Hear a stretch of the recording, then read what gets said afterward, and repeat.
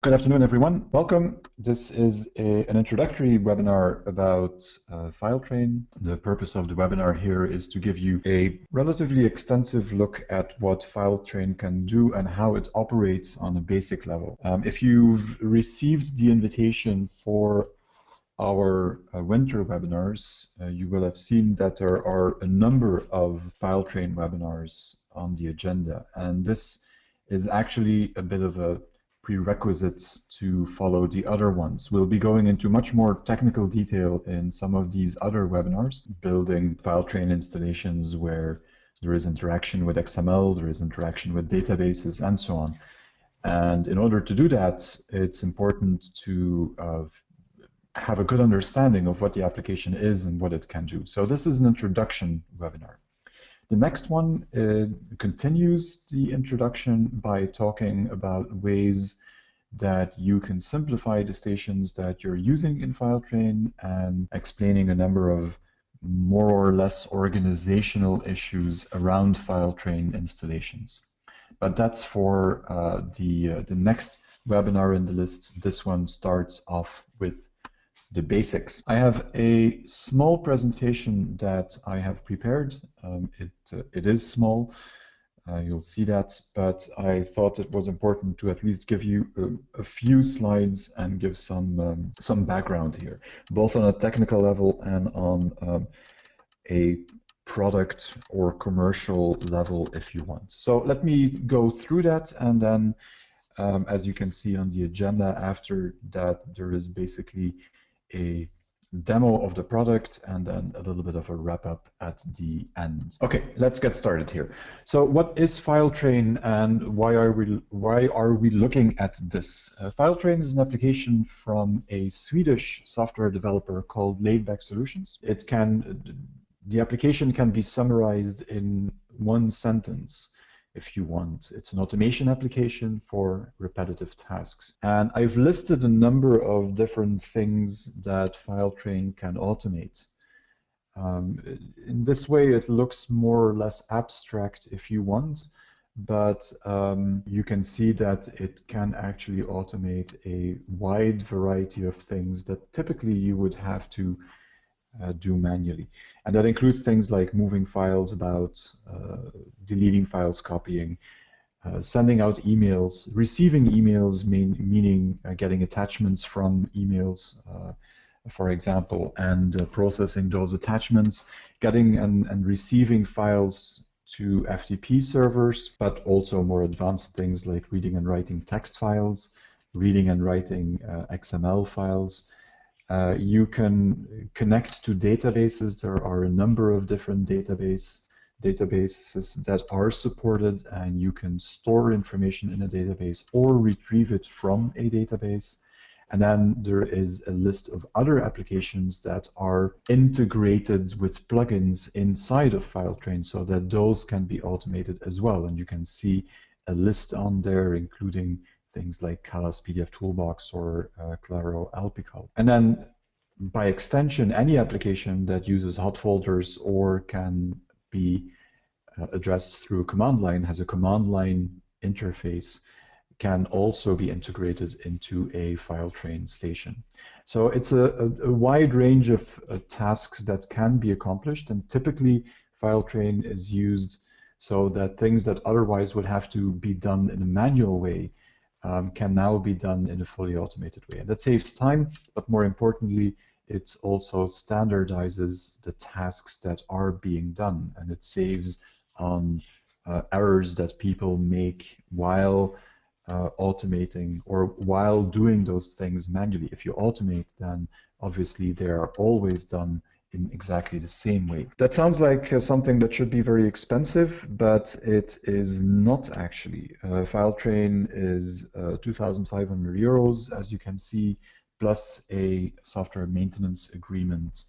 That SMA contract or software maintenance agreement contract is 20% of the product price, and it is required for the first year, optional after that, but we see that most customers actually continue the maintenance agreement simply because upgrades and updates are included in that maintenance agreement. And Laidback has a history of releasing frequent updates that solve problems in many cases, but also in many cases add smaller functionality to the application. I say it costs 2,500 euros, minus 10, as you can see. And that's a very simple deal. There are no options. Everything that I will show in the demo is actually also included in that price. So it's not a modular system. You don't have to figure out what exactly you need or want to do. Anything that can be done with FileTrain, including the more advanced functionality such as the database connectivity, is actually included in the application and in the price. So that's pretty straightforward, and I believe for an application like this, if you look at how much time and money this can actually save you, it's also very affordable. It runs on Mac and Windows. The functionality on both platforms is actually very similar, not to say the same. It can also run on Linux. The application is built in Java under the hood. It's not something that you typically need to know, but that means that it can also run on Linux platforms if you would have a need to have that. If it is running on Windows, then it can be used as a regular application, just as on the Mac or on Linux. But if you're running it on Windows, you also have the option to run it as a true Windows service, which means that no one has to be logged into the machine in order to have FileTrain process files. And it runs on any operating system, basically any more or less modern operating system. It does not require a special server version. You don't need to have Windows 2008 or 2012 server to run this. It can be simply XP or Windows 7.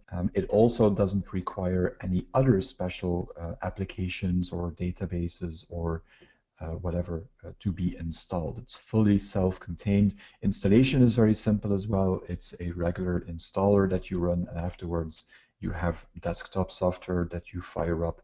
You make your workflows and you activate them. So it's all very straightforward and very easy to set up and get going with. Let me hide that control panel here, and then we'll switch to FileTrain. So what you see on screen now is the FileTrain application. Like I said, you can run it as a standalone desktop application. That's the only option I have on Mac. On Windows, I could also fire it up as the service, and then I wouldn't see anything. It would just do processing in the background.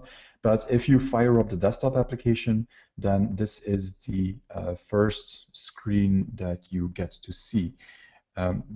On the left-hand side, you have the different categories of information that you have access to, starting with the live view that I have selected right now, which gives you an overview of the stations in here and some other information that I'll come back to.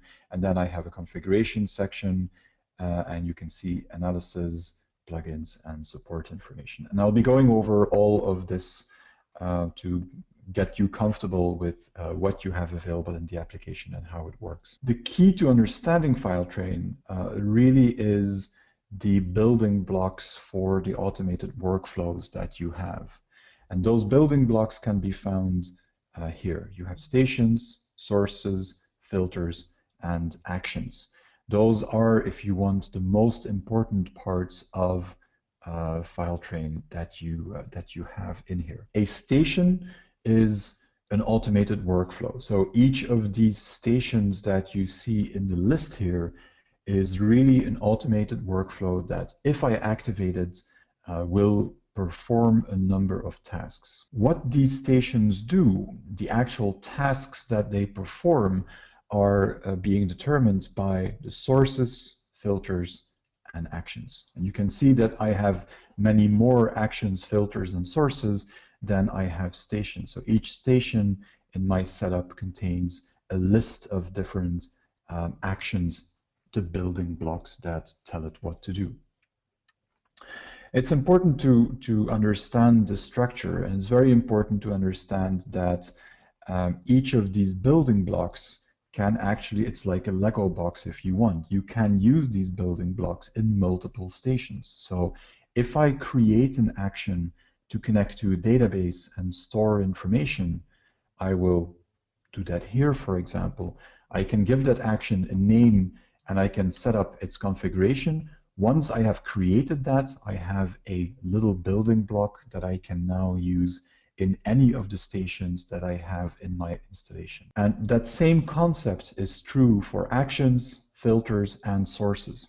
And it's a very important concept because the fact that these actions, filters, and sources are shared in between stations makes it very easy on the one hand, because you can develop something once and then reuse it in a number of automated workflows. But it also carries a danger in it, and you have to be really aware of the fact that these things are in fact reused.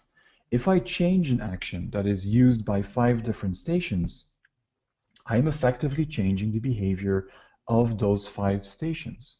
So if you have actions that are specific to a particular station, then you should really have a separate copy of that action for each of the stations that it performs. That sounds a little bit weird at first, or unproductional at first, but I can assure you once you start building workflows, if you keep this concept in mind, that it is actually a very productive way of building larger stations out of these smaller building blocks. But you have to be very aware of it, because it's easy, at least at first, to change something and then realize that this particular action was also used somewhere else, and that you've now changed multiple items, and perhaps items that you did not want to change. So it's something to keep very close in the back of your mind. If you want to know where these things are used, you can already see that here. If I make this list a little bit bigger, and I select an action in here, that action has a name and has a type, and we'll look in more detail what that is in a second. But you can see both in the pop-up that appears for an action and actually in the list here for actions that it shows you which stations that particular action is used in. And that's the same for actions, filters, and sources. They will all tell you where in the application they are being used. So if you want to make sure that you're not changing something inadvertently, then you can look in this list and see whether those actions are already used somewhere else. And I have a few of them in here, the ones marked with debug in their name. I have a few of these actions that I did develop for a particular station, but are not used at the moment, and hence the area here for used in station is blank. Those are actions that at the moment are not used in anything. Okay, so that's the basic concept of the application. I have automated workflows called stations. I can build as many of those as I want, and then I build them by using sources, filters, and actions. And we'll be looking at one of those stations to see exactly how that works. What you can see here is that I follow a relatively strict naming convention for all of these items. And if I go into my folder structure for FileTrain, then you'll see that I actually have the same naming convention here.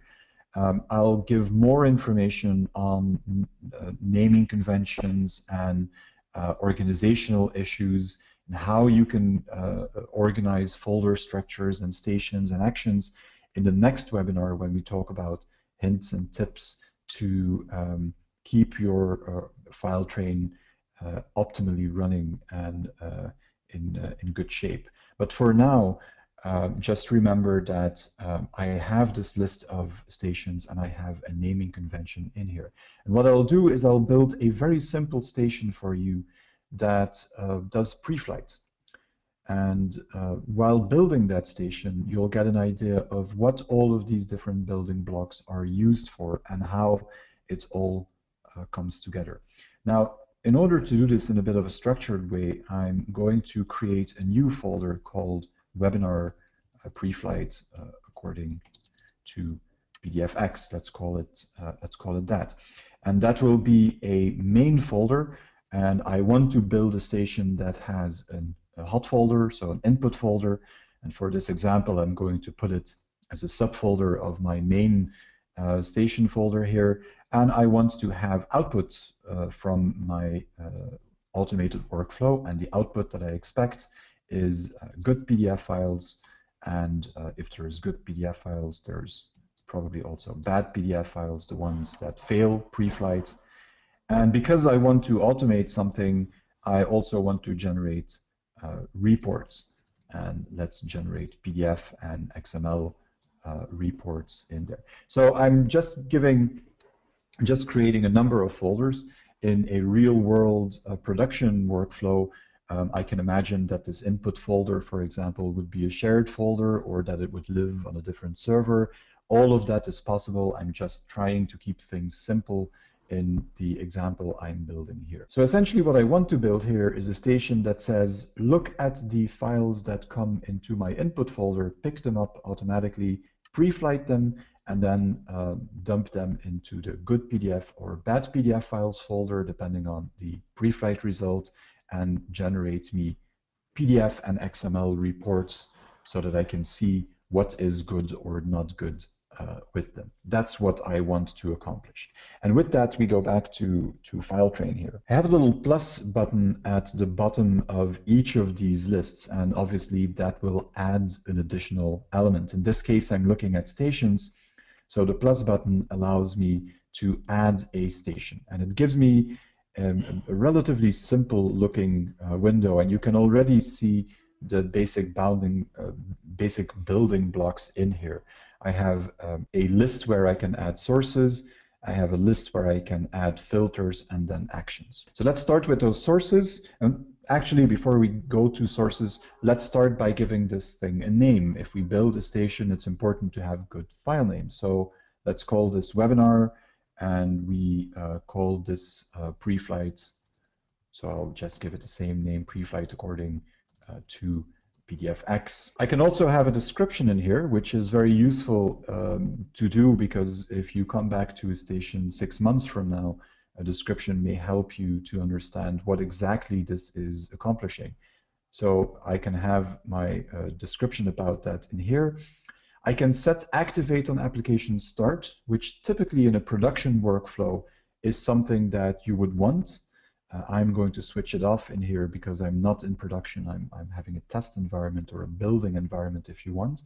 But in a production workflow, you want that if FileTrain starts, that automatically all of the production stations are activated and start processing again. So in a production workflow, you would probably let this be activated. These other two have to do with what information FileTrain actually saves for a station. Remember internal states will cause FileTrain to remember things like variables that are stored in stations or with files. But we'll come back to those concepts a little bit later.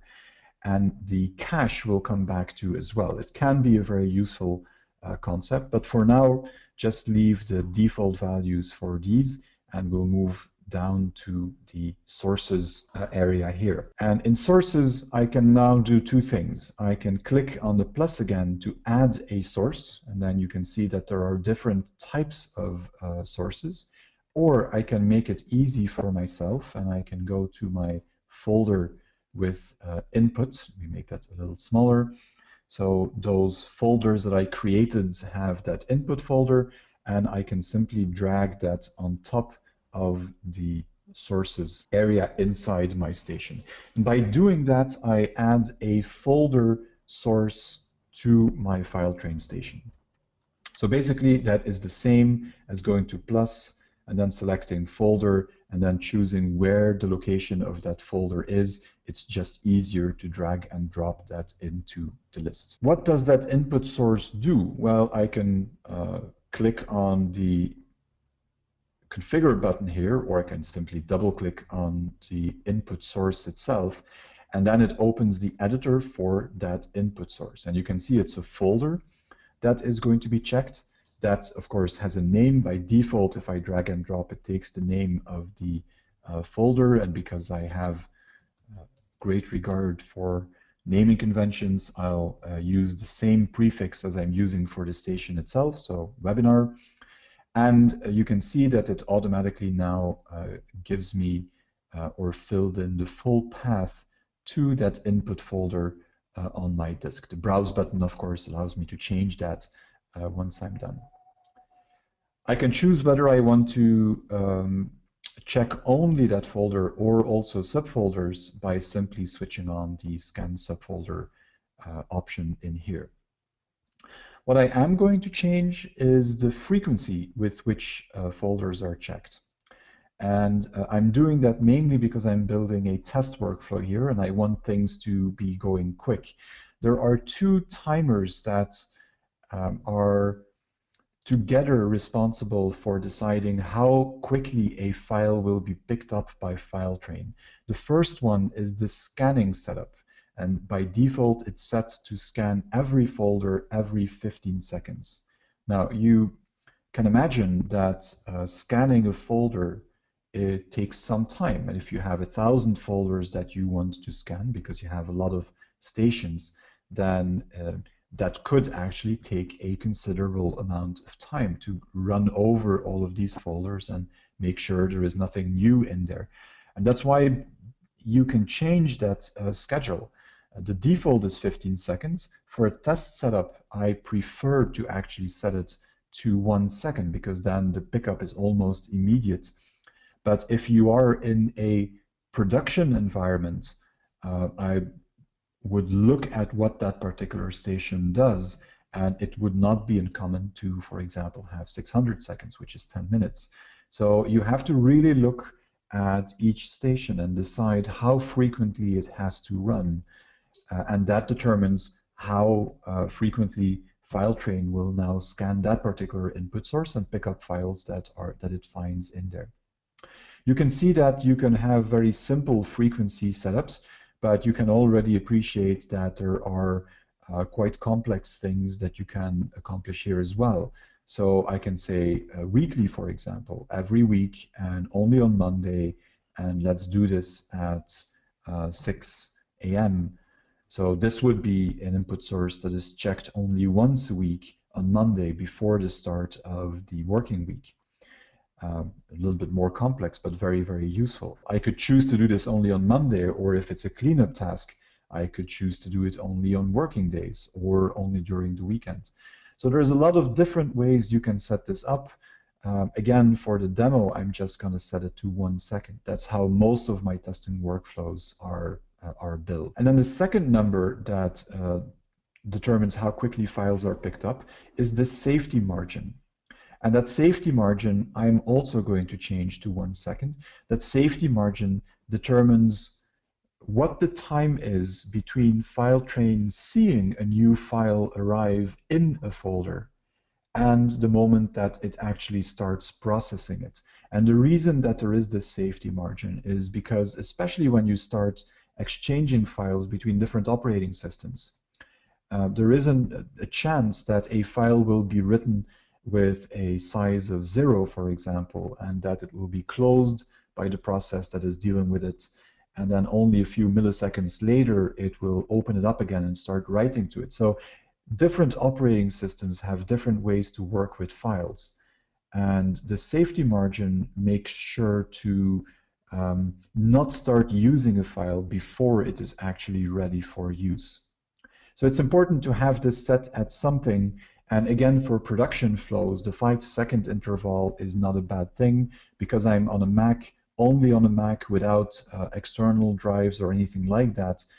It's not going to be a problem to put this at 1 second in here.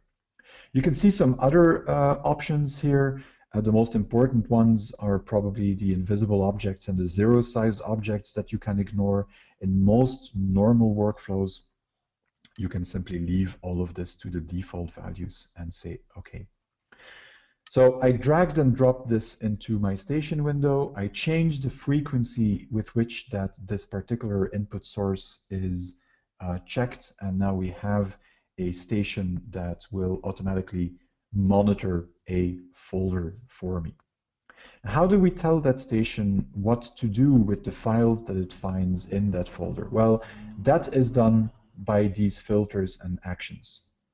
So the first thing we need to do is add a filter. You can see that I cannot add an action. Actions are always attached to a particular filter. So the filter is the first thing that I need in here. Because I want to do pre-flight with PDF Toolbox, according to PDFX, I'm talking about PDF files. That's a given. So what I'm going to do here is add a filter, a file filter. And I have two options. I can create a new file filter, or I can go down here to the list of existing filters. So remember the building blocks that I talked about. I've already built filters in this installation of FileTrain. So why would I build a new filter if I already have one that does exactly what I want?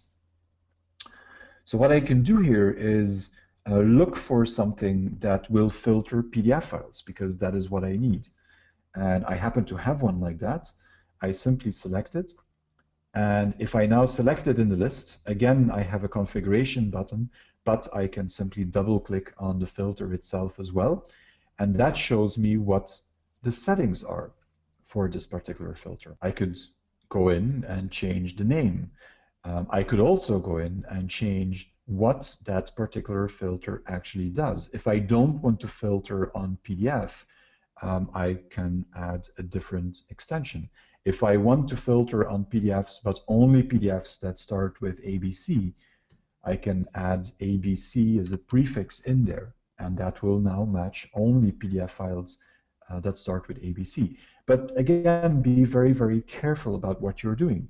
I used an existing filter in my FileTrain installation, and because it's a very generic filter, chances are good that this filter will also be used by other stations. So if I'm changing it, if I'm changing the properties of this filter, I am probably also changing the properties of other stations, because that filter will be used there as well.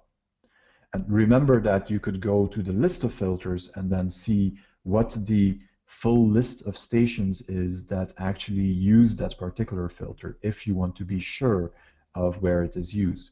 But for now, I'm going to undo the change that I did. I simply wanted to show you that you can add conditions in here to build a filter, and that you can actually include multiple conditions in here, and that you can include conditions not only on the file name, but on a relatively long list of other things as well. And I'll show you two examples. I can filter on file size if I want. I could also filter, just as an example, on PDF version.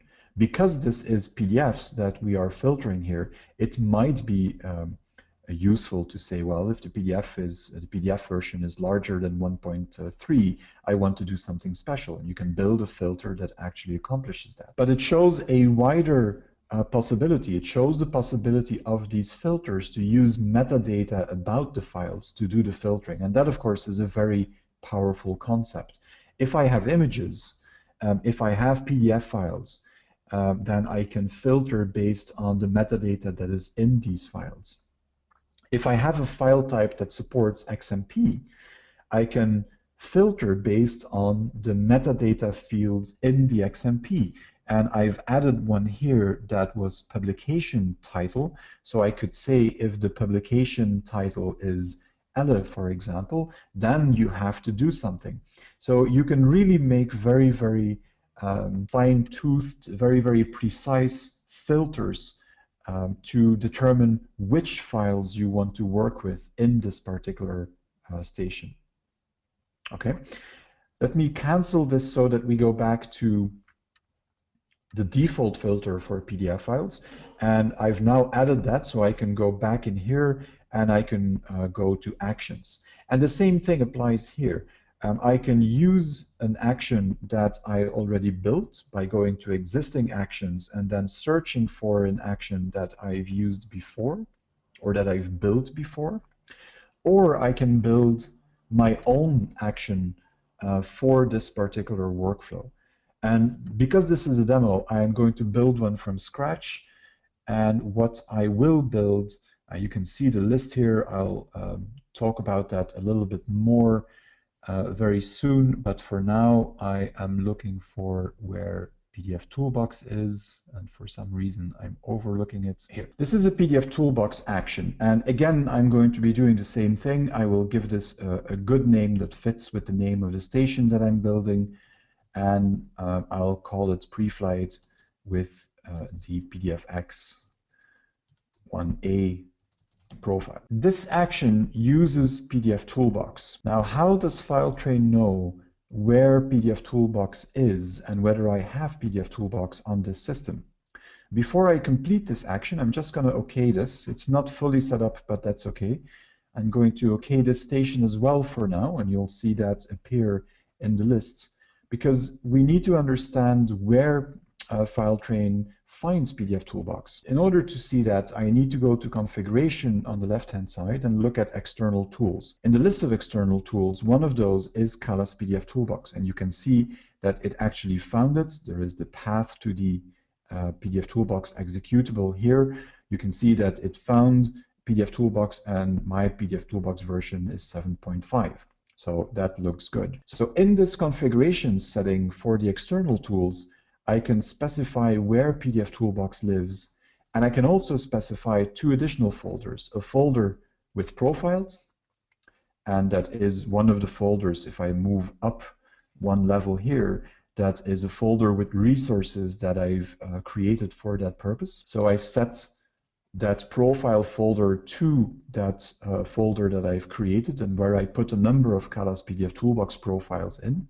And then I have a temporary folder, and that temporary folder is for PDF toolbox to use to store temporary results. I don't have to complete this. If I don't, then it will simply use the system temp folder, which is fine in most cases. In some cases, if you have a fast hard disk, for example, or you don't want PDF toolbox to use the system drive, then you can simply use the browse button here to specify another drive or a specific folder on the system where you want to store these things. But it's a temporary folder, so normally it's automatically cleaned by PDF toolbox once the information is no longer needed. So this is where FileTrain knows where to find PDF toolbox, and that is why if we go back to our stations and I reopen that and I double click on the action that I have in here, that is why if I go to profile, I can now see a list of profiles in there. And I happen to have a PDFX1A profile in here, so I'm going to select that one.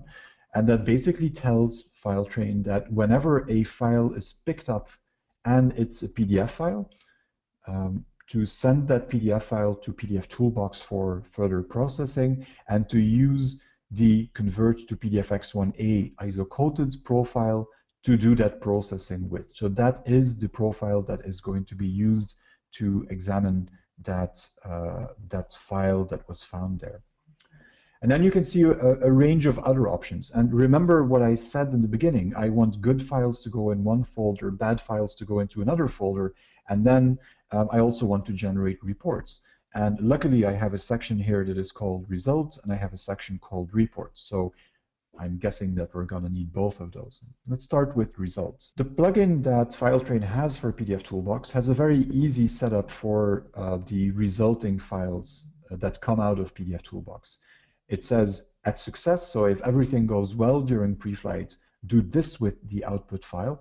And on the other side, if there is an error, then put it somewhere else. So I have two paths that I can specify, and I'll just go in and click browse, and I am then able to specify the good files if my Mac wants to cooperate for a second. There we go.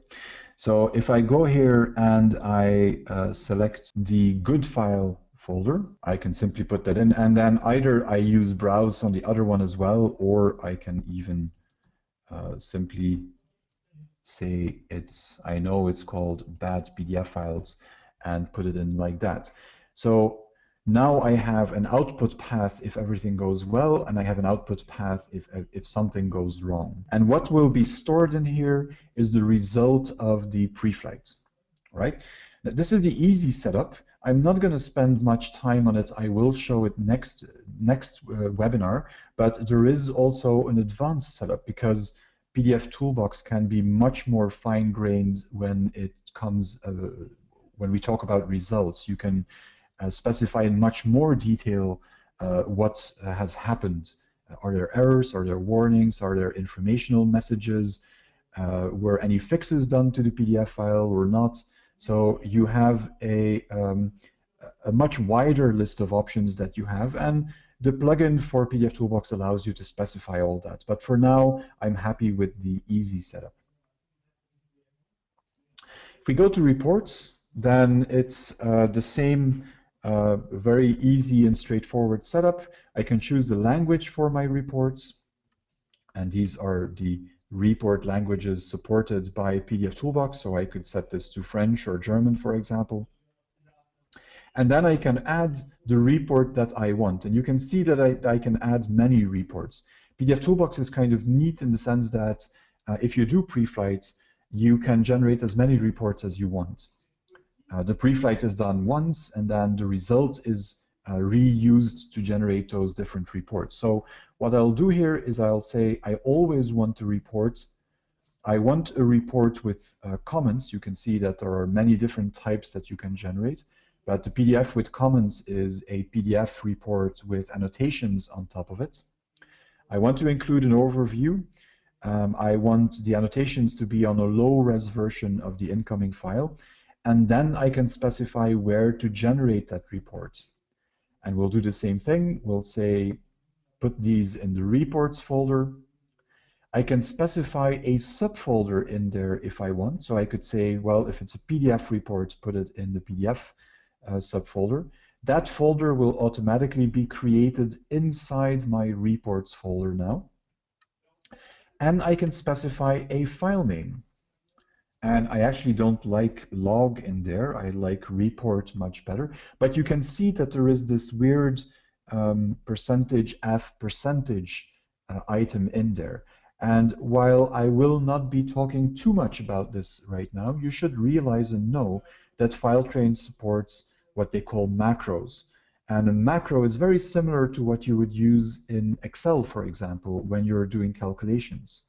A macro is something that is dynamically changed whenever a PDF Toolbox, in this case, and FileTrain processes a file. So if my input file is called test.pdf, then the %f% part will be replaced by test.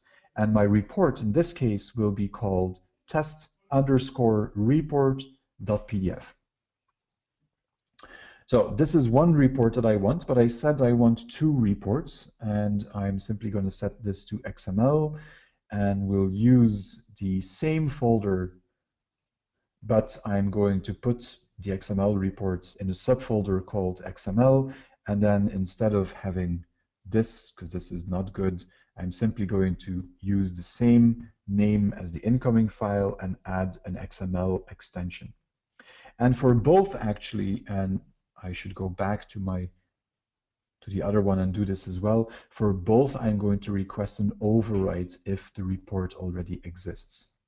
You can choose what you want there, but for now, I'm going to set it up that way. So we've added two reports. We've specified what should be done with the resulting files in here, and the rest of the options for now, we're just going to leave as is. There is an apply fixes option that says, do you want to apply the fixes in the profile that you've selected, yes or no? Yes, I want that in this case. So I'm simply going to say OK. Now this station is almost functional. The only thing that I'm missing is what should happen with the original files. And to do things well, I'll create an additional subfolder in here called originals. And I will also add another action, and I'm going to use a move action, which is here. And that move action, I'll give a name, move originals. And you can see that the move action by default says move the default file. And this is also a very important concept in FileTrain. We're building a station. That station has an input source, and PDF files are picked up from that input source. And then this filter here determines that, yes, we're looking for PDFs. So any PDF coming from that input source is picked up by that filter and is sent to all actions that are attached to it. But the original file remains in that input folder up until the moment where I decide what I want to do with it. And what I'm going to do with it here is move it to a different folder, and that's why I'm using a move action, and I have it set to the default. So this is the default file that was picked up by the station. And now I can decide where I want to store it, and I'm going to say originals, overwrite, and that's all I want. I don't want to change the name. I could, but I'm not going to do that right now, and I simply say OK. So what will happen now, the first action is that pre-flight. That will give me a resulting file in one of those output folders. And then the second action is that the original file that was pre-flighted is now going to be moved to another folder. That's the two actions connected to this station. Now let me OK that.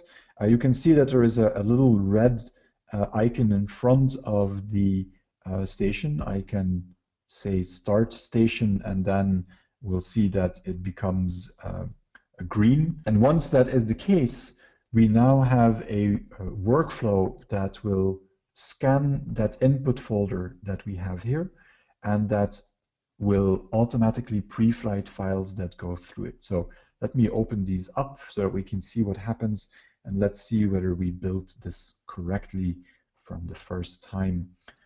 A folder with some PDF files in it, and if I grab some files and copy them into my input folder, we'll see what happens. So the first thing that you notice is that in that report folder, it actually automatically created a PDF and an XML subfolder like I predicted.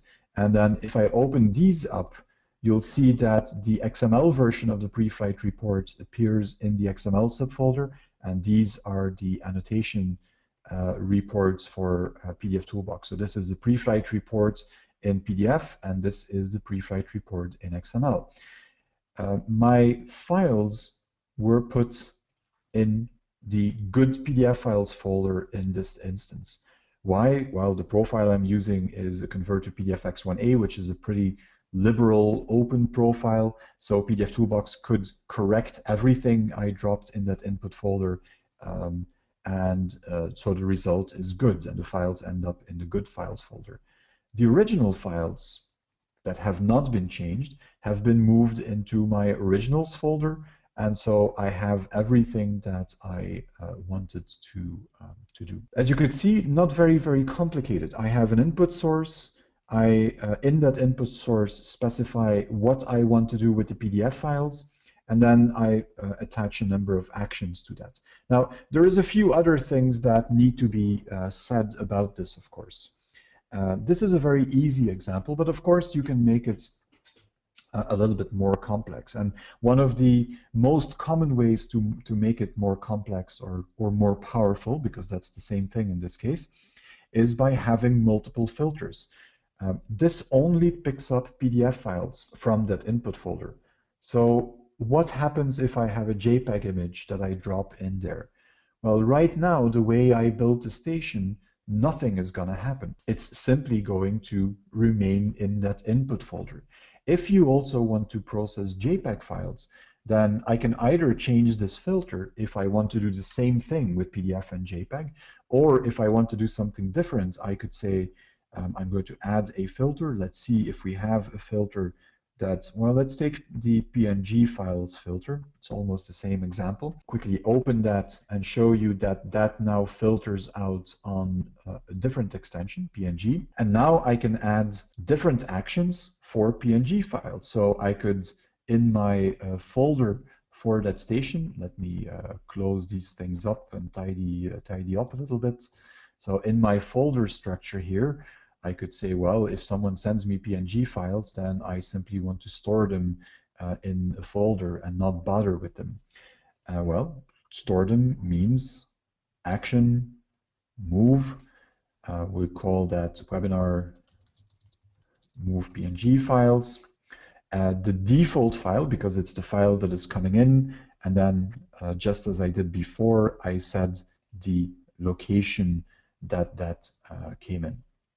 And I don't have to change the name in any way, shape, or form. I can just leave it like this, say overwrite if duplicate, and there we go. So if I now drop a PNG file in my input folder, instead of being pre-flighted by PDF Toolbox, it will be moved into the PNG file folder and handled that way. What if I want to send an email to someone to say, well, there are files in here that I don't recognize? Well, I can simply add an email action, and email send is what I'm looking for, and that gives you an action for sending out an email. So again, I can give that a name that fits my station. Send warning email. I can select the SMTP server to use, and that SMTP server is also something that is set up in the configuration area, just as the link with PDF Toolbox was. And then I can define where to send it, perhaps who to copy on that, what the subject is, and what the email body is. And you can see that all of these fields are actually yellow fields. And a yellow field in a yellow edit field in FileTrain means that you can use macros. And that means that I can do something like warning unrecognized file type, and that would be just a fixed subject for the email that I sent out. But if I want to include the name of the original file, I can say file name, and then I can use one of those macros that we've seen in the report section as well. And when FileTrain now sends out the email, it will replace this %f% by the name of the file that it picked up. In our case, the name of the PNG file. So we're just I'm not going to complete this totally. I could, as you can see, have a custom email body. I can attach the file in question. I'm just going to leave it like this. The only thing I'm going to do is move my send email up a notch in my filter list. So if a PNG file is found, this action will be run to send out a warning email, and then the next action will be run to move that PNG file to my archive folder. That gives us a pretty good understanding of what you can do with a station. The rest of the complexity of FileTrain, and again power of FileTrain, is caused by the fact that, of course, you don't only have the ability to use one input source. You can have multiple folders that you can check, but there is also multiple different types of input sources. And the same goes with filters and with actions. You can build different types of sources, different types of actions. If I look at the sources, what we used so far is the folder source. Check a particular folder, pick up files from that folder, and process them. Done. I have a multi-folder, which gives me the ability to specify a whole range of different folders and then process files from there. But that's essentially the same as the folder option by itself. So these are very, very similar. But the email, FTP, and timer are very different. If I create an email source, then I can have FileTrain connect to an email server, automatically download emails, and do something with those emails. And you can see that I can connect to a POP3 or an IMAP server, and every email that is downloaded can now be handled by filters and actions connected to the station. If a file is attached to that email, the file can be handled. So if someone sends me a PDF file, I can now set this up in such a way that that PDF file is automatically retrieved from the email server, and then it's pre-flighted, and same way as what we did now, the result is put in different folders. So that's the email input source, and the FTP input source is of course very similar. Instead of checking a folder on my computer or a networked computer, this will actually check an FTP server. Again, you have a lot of different options on how to connect to that FTP server.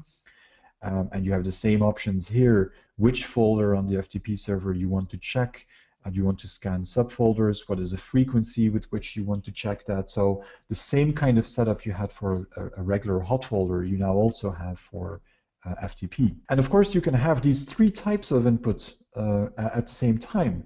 I could make a station that checks a hot folder, but at the same time also checks an email account and also checks one or multiple FTP accounts.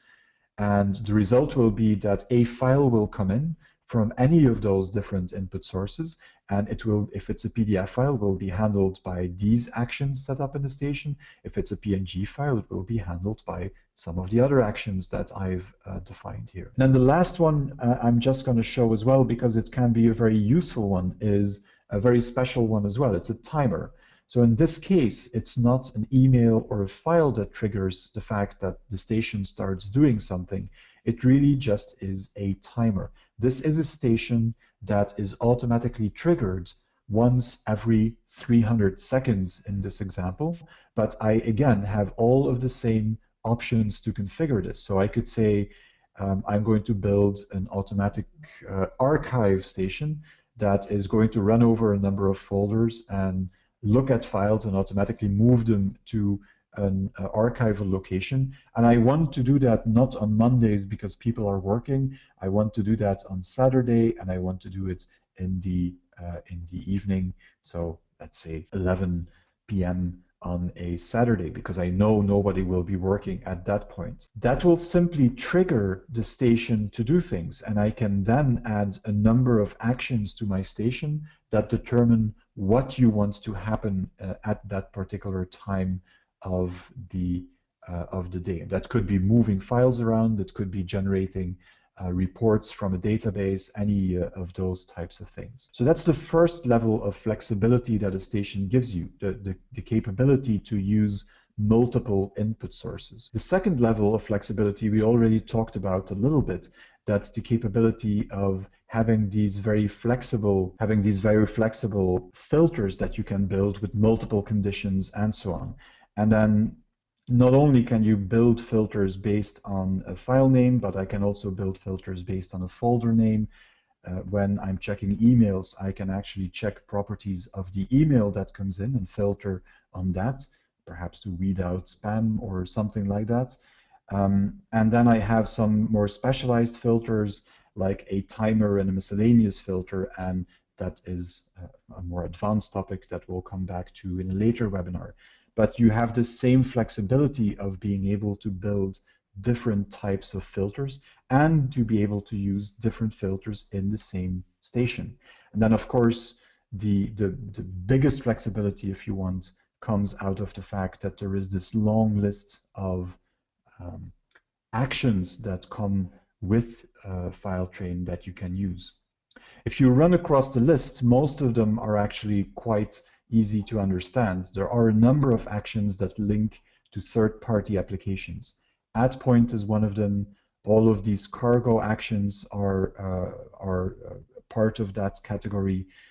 The Quark Express one is that way. Feedback is the same. LPCal Claro and Calas PDF Toolbox. All of those link to external applications and automate that external application. Then I have a number of actions to work with files.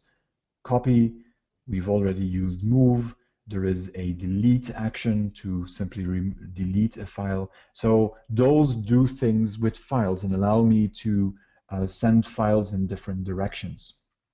I have the same functionality for emails, doing stuff with emails, and then giving feedback with FTP send and email send, so send out an email or move a file to an FTP server. And then there are a few more advanced ones, and those advanced actions are the topic of their own webinar, actually. And the major ones are text file, and I'll show you what it looks like.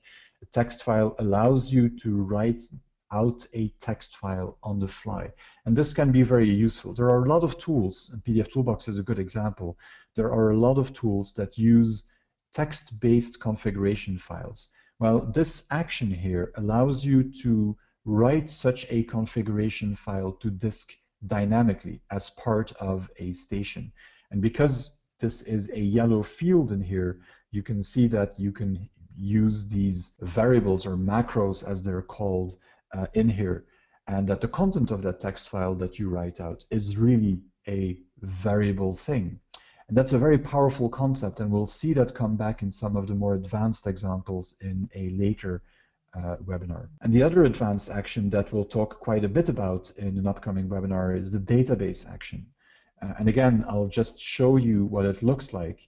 And here I can connect to a number of different database types. I have all the connection details here, and then I have the ability to say, well, what do you want to do with that database? And FileTrain is capable of working with stored procedures and stored functions, or simply run a bunch of SQL code against the database. And this very simple looking action allows you to gather a bunch of information in a station and then send it to a database to store it there, or it allows you to do a database query and get information out of the database. And we'll see extensive examples of that in not the next webinar, but the one after that, when we talk about pre-flight analysis and how can you see which pre-flight errors occur the most in a production workflow, and where I show you an example of such a station that does that. In summary, you have an application here where you can build stations, and each station you should think of as an automated workflow. And that workflow can get input from folders, hot folders. It can check FTP servers, it can check email servers, or it can be triggered by a timer. And once it is triggered, either by a timer or because a file appears, that station then has the ability to work with a number of different filters and different actions. And the stations can be relatively simple. This is an example of creating a zip file. Very, very simple. Input, action. Or they can be relatively complex. Here too, I only have one input source, but I have actually 4 different filters in here that do something to the files that they process. I have another example here with 2 input filters, one for PDF documents and one for XML documents. And again, you see a number of actions. And under the hood, these are actually quite complicated actions. So a station can vary from something that is very simple or to something that is relatively complex. But in essence, each of these stations performs an automated task for you. With FileTrain, you can build as many of these as you want. There is no limit to the amount of stations that you can build, and you simply activate the ones that you want to work with. You can build as many sources, filters, and actions as you want, and as you've seen, those are the real building blocks here. Those sources, filters, and actions are what you build a station from. That's what actually determines what is going to happen in the automated workflow. Then you have a number of other configuration settings here. I briefly mentioned the SMTP servers when you're trying to send out email. There is some setup specific for XMP and IPTC metadata, and there is some setup specific to external tools, where you link some of these external tools. You specify what the path is to some of the external tools that FileTrain can use. And that gives you an overview of what you can do. Now, what we haven't done is gone into a lot of detail for some of these example stations, but that was not my purpose today. My purpose today was to show you conceptually how FileTrain works and give you the tools that if you download a demo version of FileTrain, and you can do that either from the 4Ps website or from the Laidback Solutions website. If you download a trial version, what you've heard in this webinar should give you the understanding of how this works on a conceptual level and let you play around with stations and build stations a lot easier. Because once you understand what the structure is, the application by itself is actually not that difficult to get to get going with. The next webinar, I'm going to stop it here because I'm already a little bit over my time slot of an hour. The next webinar that we'll do for FileTrain will look at some of the, not so much look at the more complex actions. It will look at how can I build complex stations that do a lot of work, but are still easy to understand and are nicely condensed into one station. How do I maintain this installation? How do I create backups? Where do I find logs when I'm processing things? So tips and tricks, if you want, to work with FileTrain and understand how you can keep your installation well behaved.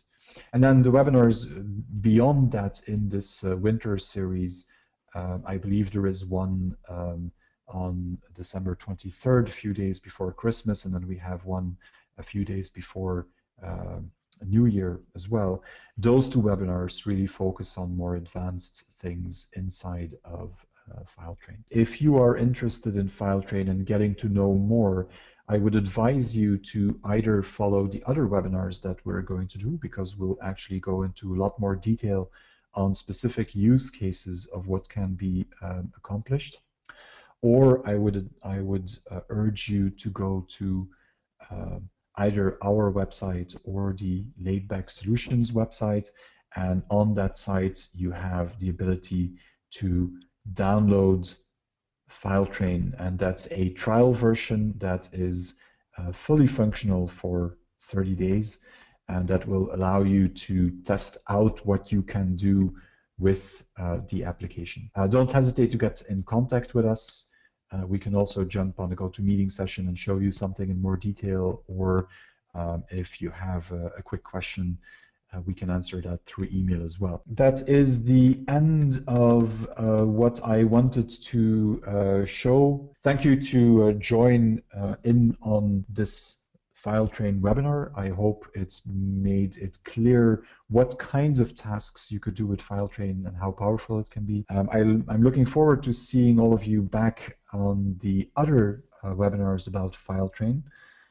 Those should be a lot of fun as well, because, like I said, it's about more practical cases in general.